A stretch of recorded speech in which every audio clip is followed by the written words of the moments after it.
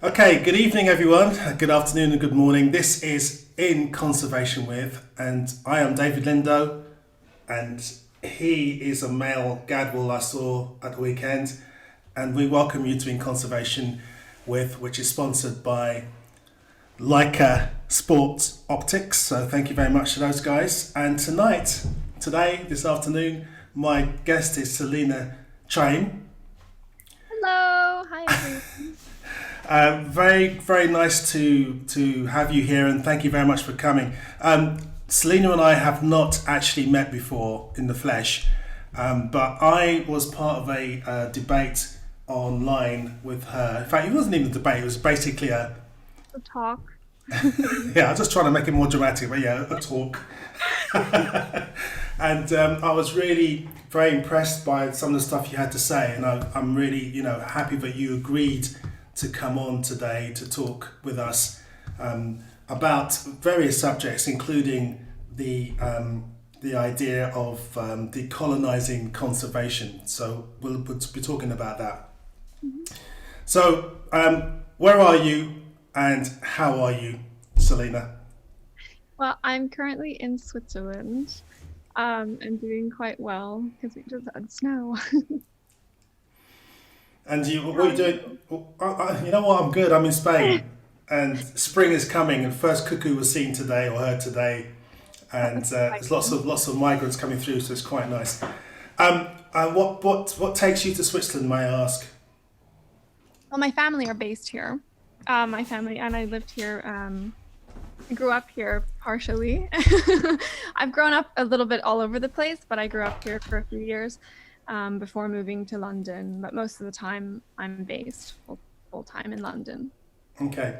Well, before we actually go any further, let me educate the Zoomers who may not have heard of you, because to be honest with you, Selena, I never heard of you until I met you, and now I'm thinking, why the hell doesn't anyone? I mean, everyone should know about you. Selena is a TEDx speaker, the youngest member of Panthera. Is it Panthera or Panthera? Panthera. It's however Okay. you want to pronounce. It's the genus Okay. of big cats. That's right. Panthera's Conservation Council and a youth council member of the Reserva Youth Land Trust, which is an organisation endeavouring to create the world's first entirely youth funded nature reserve in Ecuador's Choco rainforest, which is amazing. I must Yeah, say it. I'm really proud to be part of that organization. That's really good. Selena is also an advisory board member and an ambassador for Girls Who Click, a non-profit empowering girls to enter the male-dominated field of nature photography, which is something I want to talk to you about because that sounds really interesting. She is currently nominated in National Geographic's second assistant program and a contributor to the Everyday Extinction Collaborative, a member of the At Everyday projects, bringing awareness to the sixth mass extinction and the global biodiversity crisis. She regularly participates in speaking engagements, recently sitting on a panel discussion at the Biodiverse Festival addressing anti-racism in biology and conservation. In 2020, you graduated from the Imperial College of London with a BSc in Biological Sciences, receiving first class honours, and is now reading Tropical Forest Ecology, which is in brackets MRES, at Imperial College London. Alongside your career as an environmentalist, you are a musician, actor, an admirer of fashion, and can be found on stage, screen, or at a fashion show, which I want to talk to you about because I wonder how fashion sits with all the stuff you do. Yeah. But one thing I will say, I mean, I'm really impressed by your CV, your achievements at such a young age, because in our sector, as in with many sectors, there's people who shout from the tallest buildings saying how much they do and what they're about, and what they want us to believe they do. Whereas there's other people who just quietly get on with it, and you are one of them. So full credit to you. Fantastic. Thank you. It's very kind. So let's go right to the very beginning, because again, we like to get to know you, and that's what we do here in conservation. We don't, there's nothing rehearsed. We just basically have a chat and see how and where we go. How, what? Let's start with how. How did you get interested in this whole sort of environmentalism and nature and conservation? What was the what triggered you? Well, it's funny. Everyone always asks me that, and I always tell people that I was born with it. I grew up in Beijing, in China, and I think it was the fact, it was how little nature there was in Beijing, that kind of prompted me to think about like how much I love nature, how much I love animals, and how I rarely had the opportunity to see them. And when I did see them, it brought me so much joy because I had the privilege to travel quite a bit as a child because my family are all over the world. And so it was just kind of like every time going back to the city, I lived in the center of the city, kind of thinking, oh my gosh, well, what would happen if the whole world was like this? We didn't have nature all the time. And so that's where it came from. And I think it properly kind of kick fired when I moved away from China. I moved to Switzerland, and I, was able to see nature like, more often on a daily basis, and to go birding. And that's kind of why I was like, oh my gosh, this is what I love to do. This is what I need to do. I literally can't do anything else. Yeah. That's good. I mean, it's interesting Switzerland because I've been there a few times, and I found Switzerland hard to watch nature in because you drive around or you walk around and see this. The hills are alive with the sound of music, mountains, and you think, oh, that's amazing. But then you look at them, and leading up to the mountains, there's these grasslands that have been mowed within an inch of their lives, and you're Yeah. thinking, it's actually just a postcard. Yeah. Where do you actually find the nature? Well, I mean the nature here is in like it's compared to the city. Remember, compare. And I know you're the urban birder, so but keep in mind, growing up, like nobody in my entire family, and my parents, nobody is interested in nature like that way. Nobody took me birding. Nobody showed me around that way, and so it was just kind of literally it's really not that special, but going to a lakeside and seeing us being able to see a swan and being able to see Eurasian coots and things like that, that's what connected me. And it's funny because it's kind of like the animals that we often overlook that got me, that kind of brighten my day. So if I'm in London and I see a wood pigeon, I remember when I first moved to London, I had never seen a wood pigeon before. And so I was equally excited by seeing a wood pigeon as I would see, a long-tailed tit or something. And so it's kind of that I have this, no matter how, common a species is, I'm just as excited to see those individuals as I am to see, orangutans in Borneo. Yeah, I love that. It's great. You describe yourself as a conservationist, a photographer, ecologist, photojournalist, a storyteller. Um, Guys, Zoomers, you should check out Celina's website because she's got some amazing photography in there. You do a lot of photojournalism showing the wild animal trade that's going on. Let me start from the beginning. I mean, how did you get into that photography thing? Who taught you? Was that something you self-taught yourself? I am a self-taught photographer. So I initially, I wanted to go into conservation. And I thought, okay, well, the only way to go into that is through biology. And I was dead set on a career in academia. I, applied to go study biology at university, and I thought I was going to, do a master's and a PhD and the whole thing. But I took a year out before starting university, and basically exploring all the different ways that I could approach conservation. So I took internships and research assistantships and jobs in every possible sector, I guess. So environmental law and campaigning and lobbying and, the conservation research side and biology side, as well as the public engagement and media and marketing. And I was doing an internship in Madagascar, and I just happened to meet some photographers and filmmakers. And I had always carried a camera with me everywhere, just because, if I have the opportunity to see some of this wildlife, I'm going to document it. And they looked at some of my photos and they said, "Oh, look, well, you have quite the eye. You should probably think about this as a career." And up to that point, I had no idea that it was even a possible career or possible thing to do. And I quickly realized the power of visual storytelling and the ability to spark change.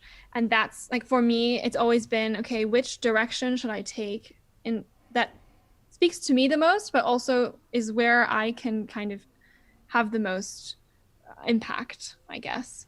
And I initially thought that was biology, and I quickly changed to photography and photojournalism, just watching documentaries and kind of reevaluating, oh yeah, like why do I love nature so much? Probably from all those like National Geographic magazines and watching David Attenborough, and it's just kind of exploring the passion that visual storytelling can inspire in people, which is why I was drawn to it. Have you always had a clear vision that you end up in conservation, doing something in conservation, even as a small child, or was this something that kind of came through whilst you were studying and suddenly you realised that maybe this is an angle I can turn to? Um, I I think it was pretty clear. I think I always had this obsession with nature, and it was kind of like, well, where do I direct all this energy? And as soon as I was old enough to realize what we were doing to the planet and how we were destroying the environment, I was like, well, this is clearly where I need to direct my efforts. And so, yeah, for almost as long as I can remember, I knew that I was going to do something related to protecting the environment. Leading on from the photography, in fact, it's actually part of the photography, obviously. The girls that click. Tell us about that. That sounds really interesting. Yeah. So Girls Who Click is a nonprofit organization based in the US. And it was founded by the wildlife photographer Susie Esterhaus. I'm not sure if you're familiar with her, but she is an extremely successful nature photographer who specializes in photographing baby animals and the relationship between mothers and their, offspring in nature. And she's an extraordinary person, and saw that there are very few women in nature photography and wildlife photography, and even fewer women of color. But she founded this organization where she partners with other female photographers all over the world, and they provide free workshops and classes teaching girls under 18, how to take photos and how to take nature photos, and also how to kind of build careers. And then they recently just launched an ambassador program for young women between 18 and 30, where they pair women, younger, early career photographers, with a mentor, and the mentor kind of guides us through the challenges of starting out in this difficult industry. Why are there so few? I mean, it's an obvious question in many respects. Why are there so few women involved in wildlife photography? I mean, I don't think it's an obvious question. I think there are so many different factors at play. There's the obvious, there's like, if you think of it like an onion, you have to peel off all the layers. So there's the system, they're less likely to be pushed to pursue their careers. They're less likely to be pushed to pursue careers, especially that can be seen as dangerous. And also there's lack of representation within the community. And, if you don't see yourself represented, then it's hard to envision yourself doing something if you don't have an example to follow or a role model to look up to. And it's also wildlife photography, at least before, it was dangerous. And you're out in the field, and you're often in countries where, safety isn't always a given, and safety for women is always going to be slightly more precarious than safety for men. And so that's another barrier. I think also just, yeah, like the incessant discrimination that one has to face on an almost daily basis. That's another obstacle. And of course, I think last but not least, it's the, I guess, the challenge of having a family as well as balancing a career that way. And unfortunately, we live in a world where men can pursue their careers without sacrificing their freedom to have a family. And for women, it's a lot more difficult, just because of the way that society allocates certain roles to parents. And I know of the very few female photographers that are established, very few of them have children. And of the ones that do, they actually pursued their career in photography after their children were already adults. Yeah. Yeah, so it's kind of heavily weighted against women. It's interesting because recently I was approached by a publisher, a big art publisher, who's putting together a compendium of art and photos and what have you about birds. Mm-hmm. And I actually said to him, you've got quite a few male photographers here. Have you got any female ones that you've contacted? And he said, well, actually, we only know a few. Do you know any more? And I actually sat down and thought, and I struggled because I could think of maybe 10 compared to 100 guys. Yep. And I was thinking that's just ridiculous. And you say people of colour. I know one black wildlife photographer, bird photographer in America. Is that George Mackenzie? Who, sorry? Is that George Mackenzie? I don't know actually. I forgot his name. I saw him. This is about 10 years ago. I saw him. Oh, I mean, okay. Obviously, there's people in Africa, of course. I know there's photographers there, but it just seems as if it's one of these careers, along with conservation in general, that certain groups are either shunning or are being excluded from. Mm-hmm, mm-hmm. And it's not necessarily shunning or even active exclusion, but it's just the opportunities to get into the industry aren't presented to certain demographics of people, especially photography. And of photography, wildlife photography is quite an expensive thing to start out in. I mean, just the equipment alone is really, really costly, and also being able to travel distances to photograph wildlife to photograph. Usually quite often in Western Europe and in the United Kingdom and in North America, people who are coming from lower income backgrounds are less likely to be able to come into the industry. Yeah. What's your advice to people, sitting watching this in the future on YouTube, in terms of becoming a wildlife photographer, and if you're female, and well, I don't know whether it's an additional thing, but if you're a woman of colour as well, or a girl of colour, what advice would you give in terms of trying to get into this world? That's a big question. I think, and I think this is advice for those people, but it's also advice for people who, for anyone who doesn't fall into those boxes. It's just that we constantly have to ask ourselves who is not represented, who is not in the room. And if we're trying to tell stories about the environment, if we're trying to spread the word, if we're trying to raise awareness, if we're trying to be journalists, we have to make sure that we're representing the world from all the perspectives possible. And right now we're completely omitting the perspectives of half of the world's population, as well as the people who are probably going to be most affected by a lot of environmental issues like climate change or the biodiversity crisis. But for young women, and for, I guess, particularly women of color or just people of color, I think the key is that the onus is not on them, if that makes sense. The onus is the change required is systemic, and it's not like, oh, well, you need to work harder. I mean, we generally often already do have to work twice as hard.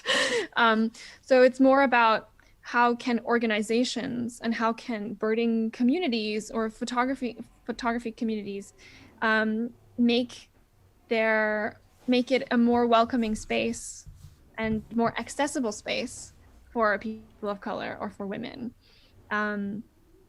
And also providing the opportunities that, I mean, for example, I spoke to Wildlife Photographer of the Year, trying to, just brainstorming ideas of how we can create change and encourage more women photographers or photographers of color to enter the competition. And like one of the suggestions is providing, like through sponsorships, providing camera gear. And that's what Girls Who Click does when they run these workshops for young women. They often will provide camera equipment for the students because not everyone can afford that. So there are lots of, there's the discrimination, there's also the socioeconomic barriers, and it's not necessarily that those individuals have to change anything. It's more that we as a society need to change, or our communities and our organizations and our institutions need to change and try to make it a better welcoming space for them. Yeah, it's interesting because last year, obviously, there was a year of discontent in many ways, the summer of discontent. We had a pandemic. We had all the stuff that's kicking off in the States, the racial stuff, which led to the Black Lives Matter resurfacing again in a bigger way and spreading across the world in terms of people supporting what they were doing and what they represented. In the UK, there was a lot of stuff going on about racism within the birding world, which, it's interesting because when that all kicked off, I was approached by many people to give quotes as to how I felt. And for the first 2 or 3 months, I didn't really know how I felt. I wasn't sure because I was hearing a lot of stuff going on. And I was thinking, well, hang on, is that true? And if it is true, or maybe it's not as bad as you think it is, or maybe it's worse. It's hard to tell sometimes. But then when you travel around the world, I mean, I went to Brazil and I went to a Brazilian bird fair, and they actually had a panel talking about racism. And one of a mixed race birder said, this woman, she said, the thing is, the black community are almost automatically expelled from being birders because they can't afford to buy binoculars or buy optics. They haven't got white pockets, as she puts it. And I said, what do you mean? She said, well, if you have white parents, you're more likely to be able to afford it than you would do if you didn't. And it made me suddenly realise that there was this massive chasm going on. It's not as simple as saying, yeah, let's get everyone involved, because there's lots of reasons why people, even if they wanted to, will find it extremely difficult to get involved. Yeah. And it's not just birding or photography. It's not even like needing equipment. I think it even hits people at just wanting to go out into nature and appreciate it. In the UK, there is a very clear conclusion, of a study saying that lower income communities have less access to green space. They have to walk longer distances to reach lower quality green spaces than wealthier areas. So even the ability to go out and enjoy nature, regardless of needing equipment at all, is hindered by a lot of these societal barriers. And there's not only the access to nature, but the amount of time that people have. If you imagine, if you come from, I come from a privileged background where I was able to take the time and to go and to the local park and enjoy it, or one of my parents would take me there in my free time if I asked them. But quite a lot of people, if your parents are working 2 or 3 jobs, they're not going to have time to take you to the park and to be patient with you. And yeah, I think a lot of this starts at a really young age, and this will also affect our ability as a society to connect with nature, to appreciate nature. And I find that a lot of the issues, a lot of environmental issues, it stems back to the fact that we want to protect what we love. And I think every single human being deep down intrinsically has a curiosity and wonder and appreciation for nature. Absolutely. I mean, it's part of us. It's from an evolutionary perspective as well. We all want to return back to this sensation, but a lot of people from a very young age have grown distant over time just because they don't have this way, or they don't have happy memories associated with nature. They don't have ways to express their joy and wonder with it, and that kind of leads to people not caring about the environment anymore, and people not caring if species go extinct or forests are being destroyed. Your particular journey, your personal journey, you say you come from a privileged background, but has it, I mean, I'm sure it hasn't all been plain sailing. Um, I mean, of course not. No, no. But I mean, when I say privileged background, I mean more like, I could afford to go to university. I could afford to take the time and to travel. I have family all over the world. So I have family in Indonesia as well as in China and the Netherlands. And growing up in Beijing, if I didn't have those regular visits where I was visiting family in the Netherlands, for example, that live in the countryside, where I didn't foster this appreciation for nature, I don't think I would have turned out the way I do today. When you talk about decolonizing conservation, what do you mean by that? Because interestingly, I put it on Twitter. I put out a note saying, come and see Celina talk about decolonizing conservation, and one person obviously felt a little bit kind of irked by it and put something out like, "Oh, this sounds like clickbait or something." I don't know. He obviously wasn't impressed or felt a bit threatened, should I say, by the subject matter.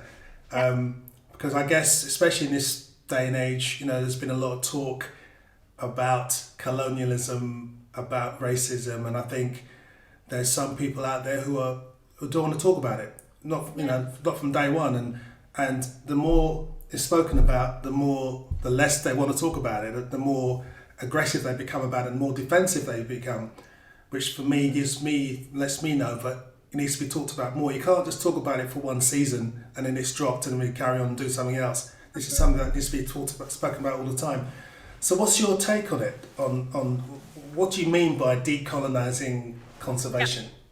I think first and foremost, it's recognizing the legacy of colonialism on the planet, on all cultures across the planet, recognizing the legacy of certain countries going to other countries and exploiting them for their natural resources, which resulted in the economic landscape that we see today, but also in the erasure of indigenous people and indigenous wisdom, and also in the extractive relationship that we have with nature.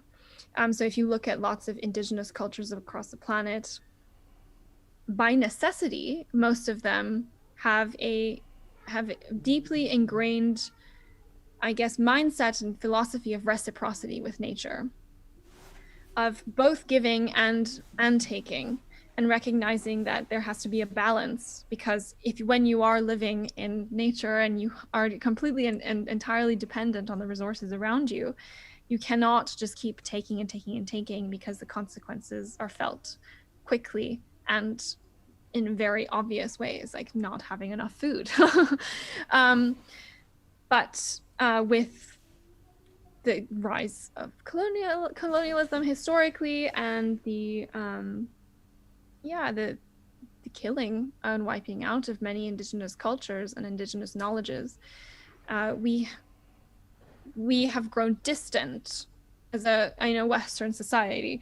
We have grown distant from nature, and also it kind of fostered this relationship, which is essentially what capitalism is, of extracting from nature, this extractivism, and most of us not having to bear the consequences of the destruction that we wreak upon the natural world, because either they're not we don't immediately feel them in our communities in Western Europe and North America.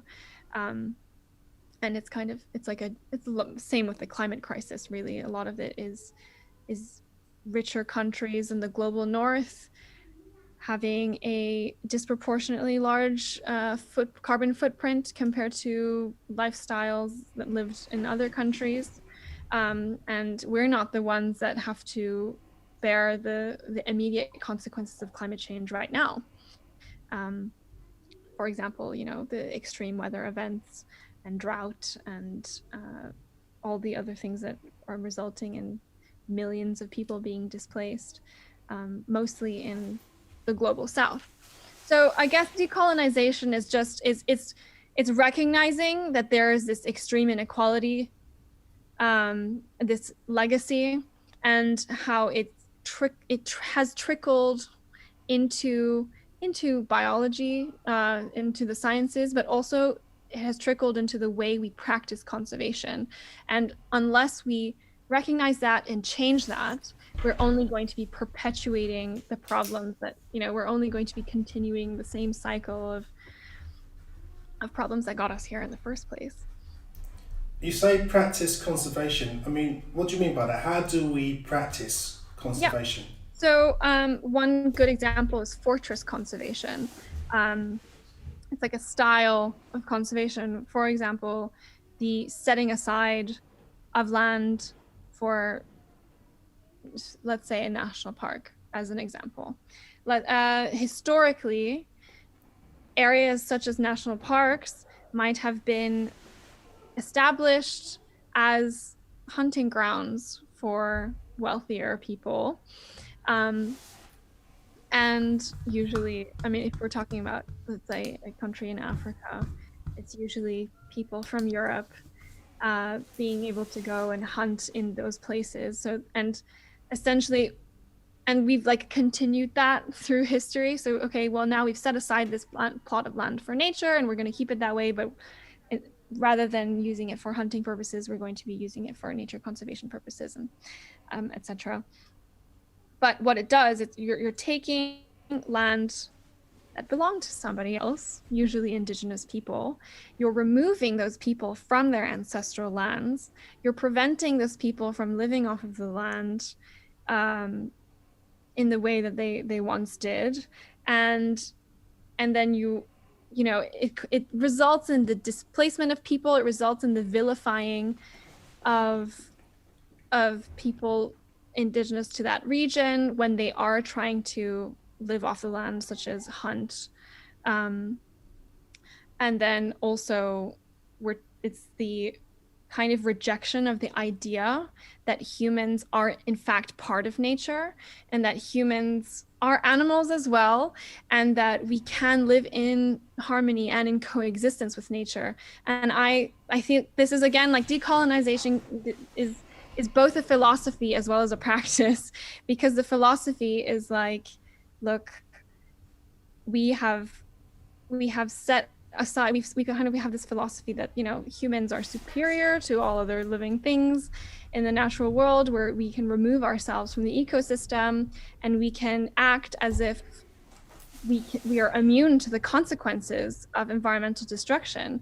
But we are part of the ecological system. We are part of the cycle, and we are obviously now starting to feel the consequences of that cycle. But by furthering this distance, by saying, look, conservation is separating the wild from the human, if that makes sense. It's separating, look, those are nature spaces where people are not allowed, and then these are human spaces where nature is not allowed. And that leads to human wildlife conflict, amongst many other things. But also that's not what reality is like. And in future practicing conservation and moving forward, we can't have areas that we set aside that are entirely pristine and untouched by humans, and then having other areas like urban centers where it's human dominated. We need to move towards a world where we can have a bit of both. We have areas that are pristine, we have areas that are shared, where we have coexistence, And we have areas that are more human dominant, but that doesn't mean there isn't wildlife and biodiversity existing in human dominant areas either. So yes, it's all encompassing. It's a philosophy, but also used in practice.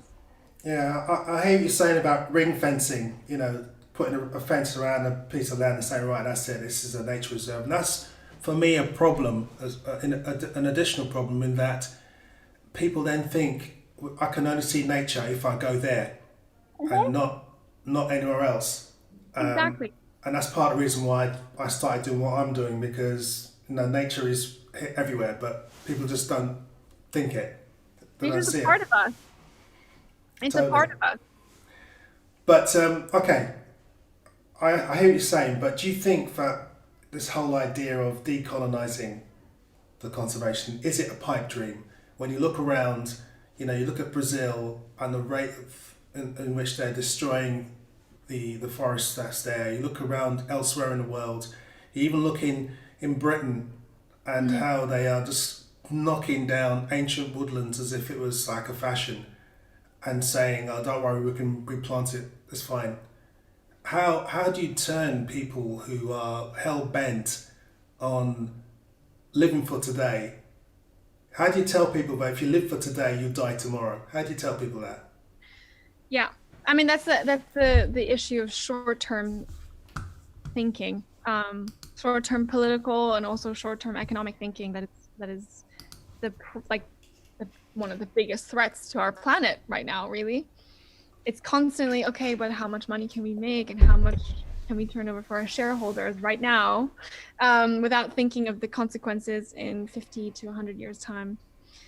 But decolonization, I don't think it's a pipe dream at all, because sustainable practices of biodiversity conservation that give justice to people as well, that achieve both social justice as well as environmental justice, they must be decolonized practices, because if they aren't decolonized practices of conservation, they don't work. They don't work long term. They don't work in a sustainable way. And you mentioned Brazil, for example, where would it work if we don't fence off areas? If we don't have areas that are completely fenced off and untouched by people, and just say you're not allowed to go there, you're not allowed to touch this land or use it. I don't think that's how we're doing it right now. But we keep in mind that 80% of the world's biodiversity is protected is found on and protected by indigenous people. It's found on indigenous land, even though indigenous people only make up 5% of the global human population. And in Brazil in particular, you have areas that are demarcated, the land that's demarcated that's as indigenous land. That's all land that is also protected as rainforest and protected for biodiversity purposes. But people are living on it. People are extracting from it in small sustainable amounts that are reciprocal with the environment. And one of the big issues in conservation right now, I think the term is called de-gazetting, where you have areas of land that were traditionally cordoned off as nature reserves that are now losing their protections. They're losing their protections and they're being bought off by corporations for mining purposes, logging, palm oil, all these oil. So just because a piece of land is protected right now does not mean it will be protected forever. And if we kind of incorporate this idea of decolonization and making sure that land that is set aside for biodiversity protection can also be beneficial for surrounding communities, can also support the livelihoods of the people around it, they're going to be less likely to poach and to do illegal logging, because if those communities are supported, then they won't need to go into the forest and commit environmental crimes to put food on the table. One good example of this is selectively logged forests.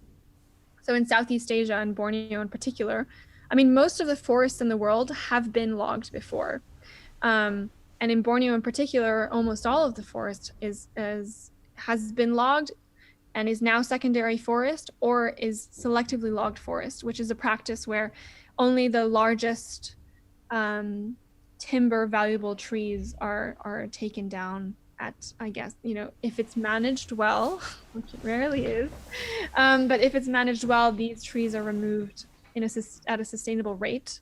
So rather than just clearing the entire forest, just a few trees are removed. And you actually, in those selectively logged forests, the science shows that we still have high levels of biodiversity. We have high numbers of populations of endangered species. And at the same time, the local community can benefit from the revenue generated by these timber trees. So it's this coexistence of finding this balance that is kind of the key to the future of conservation, and it's backed up by data from the biological and the scientific side, but it's also backed by the social development and economic development side. And of course, it's ethically, it's always better to incorporate the livelihoods of the people around those areas as well. Yeah, that was going to be my next question, actually, to find out exactly where this whole decolonization concept was working. I mean, obviously you mentioned Borneo, but is it just restricted to tropical and subtropical areas? Is it still applicable in places like Siberia or, I mean, obviously Antarctica and places like that? Mm-hmm. So, I mean, decolonization, I think that's kind of the buzzword, right? That's the buzzword. And I think a lot of current and future conservation practice that is deemed successful is inherently an act, is incorporating decolonization into it. It's just people aren't really, like, they may not even realize or they may not put the label on it. So this kind of conservation is happening everywhere. The whole idea of sustainable palm oil, that's in a way, rather than richer countries going to Southeast Asia and being like, look, you're destroying the forest because you want to produce palm oil, but even though these richer countries are the ones that are consuming the palm oil, but we value the environment more, so you can't cut down your forest, even though you need to generate income, you need to generate GDP for your country. Like, that's how it was going before, whereas now it's like, okay, we recognize that you're trying to develop as a country, and using the resources that you have, palm oil is a necessary act. And how can we do this in a way that minimizes our impact on the environment, but also allows for countries and people to generate revenue and generate income and develop. But in your question about like whether it happens outside of the tropics, I don't know a lot about non-tropical ecosystems because it's not my field of specialty. It's not where I do my research, so I'm not like 100% comfortable opining just because I don't know enough. However, I do know that lots of the Arctic Circle, I mean, there are many indigenous peoples who live in the Arctic, in Canada and Russia and Finland, and they have been living in harmony with nature for centuries. And I do think that allowing those people to manage their land the way they have done for centuries, it will be ultimately beneficial for the biodiversity found there. I think in the Arctic you have the added urgent issue of climate change, which is kind of out of the power of like individuals living on the ground. But yeah, I don't know enough about Siberia. That's fair enough. It's very honest of you. We're facing our sixth extinction on the planet, basically a sixth wave of extinction. And there's been a lot of woe and gloom and whatever about this in the press. Do you share that feeling? Do you think in all honesty, do you think that we can sort of halt things or at least slow things down, or do you think we're just heading headlong into this episode? I think there's always reason for hope. And studying biology has only given me more hope. Like, yes, I am always reading about extinctions and all the threats that nature and biodiversity face. And I'm even wary to declare that we are living in amidst the sixth mass extinction, because that is still a debatable declaration, because we don't have a clear definitions of what a mass extinction looks like. I don't think, personally, I think we're not quite there yet. We're close to it. We're very, very close to it, but we're not quite there yet. And one of the reasons why is that nature is so resilient. Nature is resilient, and there's this concept called the extinction debt. And I'm not sure how familiar your viewers are with certain ecological phenomena. Just go for it. Okay. Tell us again. We need to know anyway. I need to know. So if you imagine a graph, x-axis and y-axis, and the x-axis is the amount of land, like forest, that you are destroying, and the y-axis is the number of species going extinct. Most of the time, most of these graphs, and it's not necessarily just species extinction, but also like ecological processes or ecosystem functions, as we call them. These curves are usually sigmoidal or non-linear, which means basically you can destroy, and nature holds on and holds on and holds on, and then there's a tipping point, and then it drops really sharply, which is why we have this, a lot of these conversations about tipping points with climate change, tipping points with the Amazon. How much of the Amazon can we deforest before it tips over into a savanna, for example? And you have the same with species extinctions.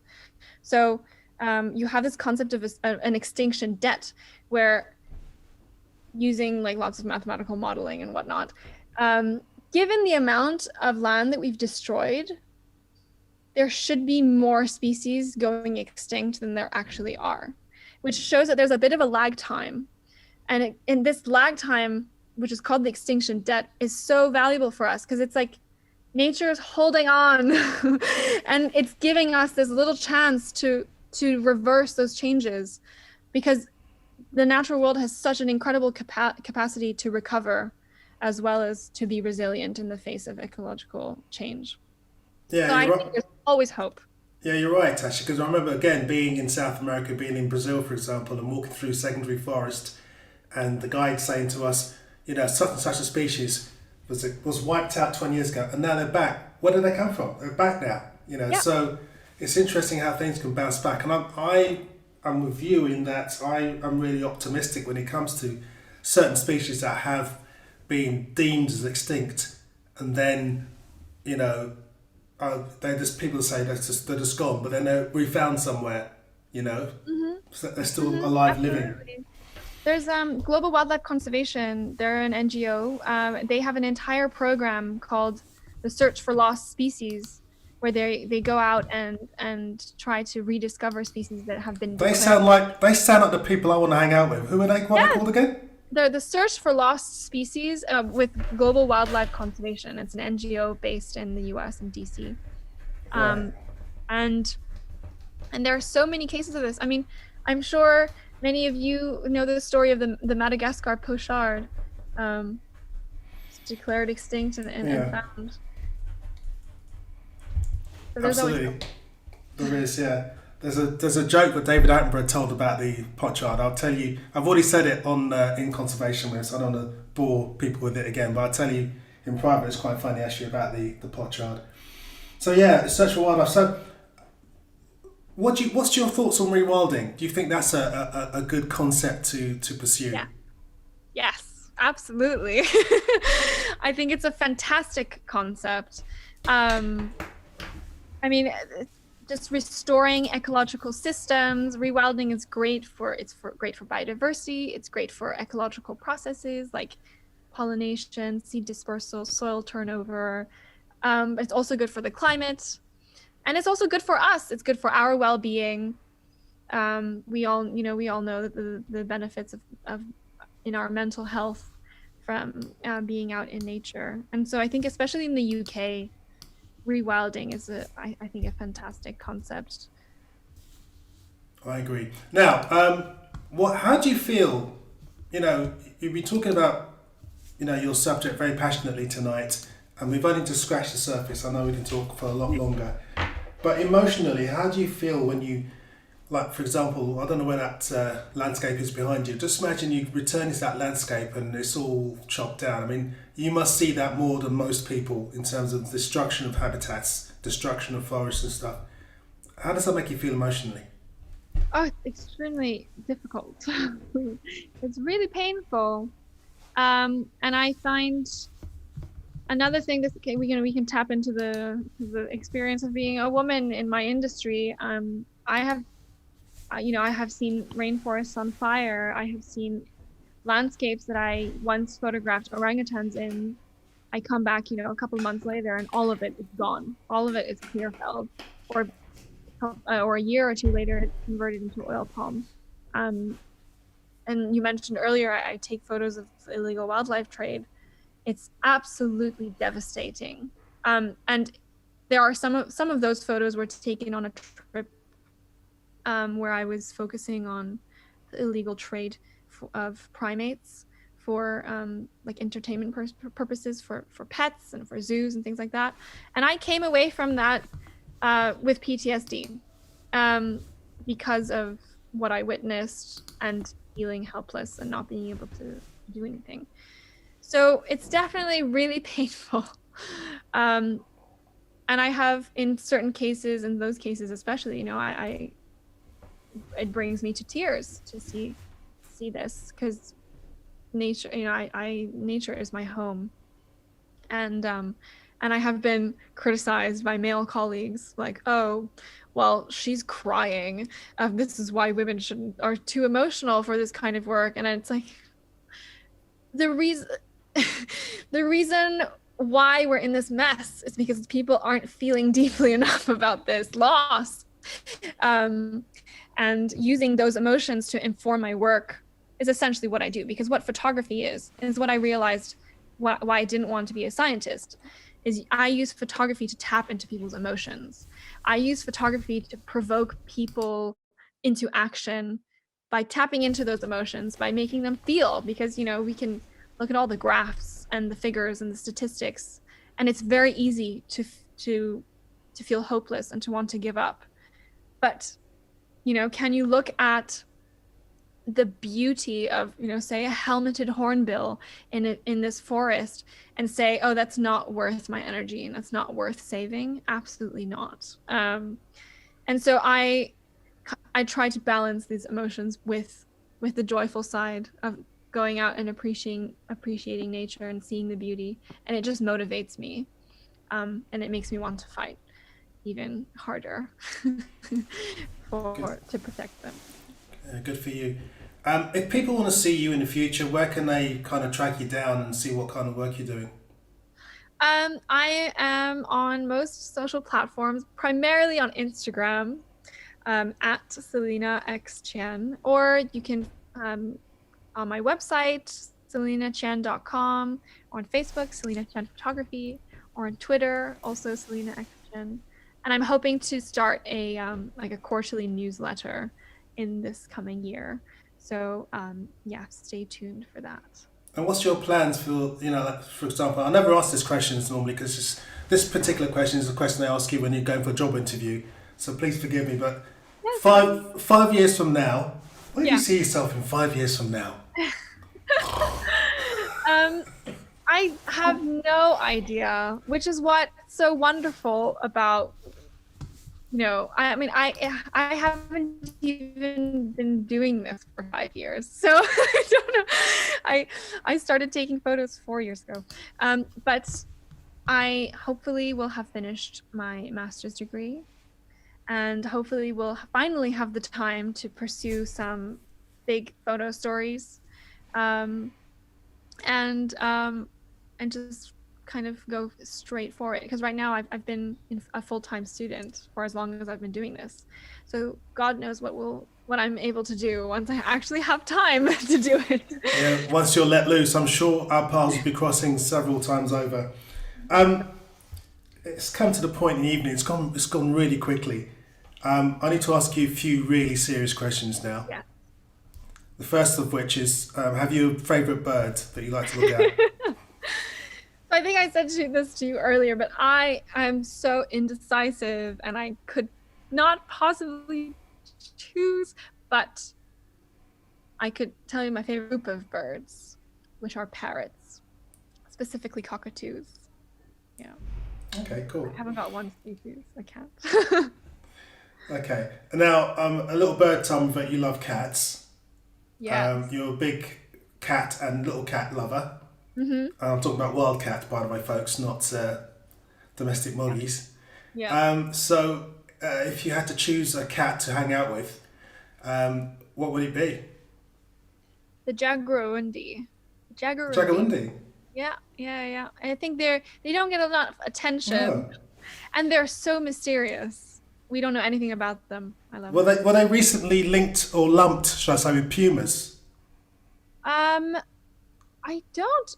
No, they used to be in the puma genus. They used to be Puma jaguarundi, but they were removed from Oh. that, and now they're in their own. They're a monotypic species in their genus. Oh, I'm behind the times. But I think their closest. One of their closest relatives is the cheetah. If I'm Seriously? not I mean, you talk about, as Joe Seal in the audience has just said, it's something that looks like a fossa from Madagascar, so it's kind of long and sausage shaped. Relate to a cheetah. It's incredible. Yeah, it's long sausage shaped. It's got a head like an otter. Wow, amazing. Now, we're in a pandemic, as we all know.